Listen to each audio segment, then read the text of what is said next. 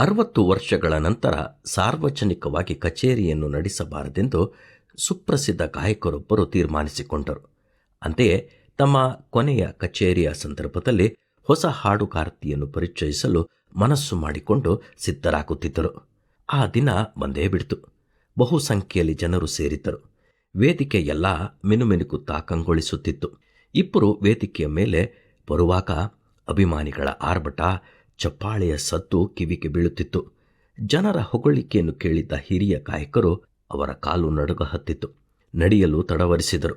ಕೂಡಲೇ ಜೊತೆಯಲ್ಲಿದ್ದ ಹೊಸ ಗಾಯಕಿ ಅವರ ಕೈ ಹಿಡಿದು, ಸರ್ ಸರ್ ಏನಾಗುತ್ತಿದೆ, ಯಾಕೆ ಎಂದು ಗಾಬರಿಯಿಂದ ಕೇಳಿದಳು. ಅಲ್ಲ ಸರ್, ನೀವು ಇಷ್ಟು ಅನುಭವವುಳ್ಳವರು, ನೀವು ಹೀಗೆ ನಡುಗುತ್ತಿರುವಿರಾ? ನನ್ನ ನೋಡಿ ಎಷ್ಟು ಧೈರ್ಯವಾಗಿ ಬರುತ್ತಿದ್ದೇನೆ ಅಂದಳು. ಹೌದಮ್ಮ, ನೀನು ಹೊಸಬಳು, 60% ಹಾಡಿದರೂ ಪರವಾಗಿಲ್ಲ. ನನ್ನ ಅನುಭವಕ್ಕೆ ನಾನು 100% ಹಾಡಲೇಬೇಕು. ಆ ಹಾಡುಗಾರರು ಹೇಳಿದ ಮಾತು ಎಷ್ಟು ನಿಜವಲ್ಲವೇ? ನಮಗೆ ಎಷ್ಟೇ ವಯಸ್ಸಾದರೂ, ಎಷ್ಟೇ ಅನುಭವವುಳ್ಳವರಾದರೂ ನಾವು ಮಾಡುವ ಕೆಲಸವನ್ನು ಪರಿಪೂರ್ಣವಾಗಿ ಮಾಡಲು ಪ್ರಯಾಸ ಪಡಬೇಕು.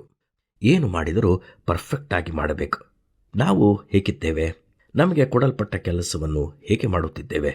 ಪರಿಪೂರ್ಣವಾಗಿಯೋ ಅಥವಾ ಹೇಗೋ ಹಾಗೂ ಹೀಗೆ ಮಾಡುತ್ತಿದ್ದೇವೆಯಾ? ಪ್ರಿಯರೇ, ನಮ್ಮನ್ನು ನಾವು ಪರೀಕ್ಷೆ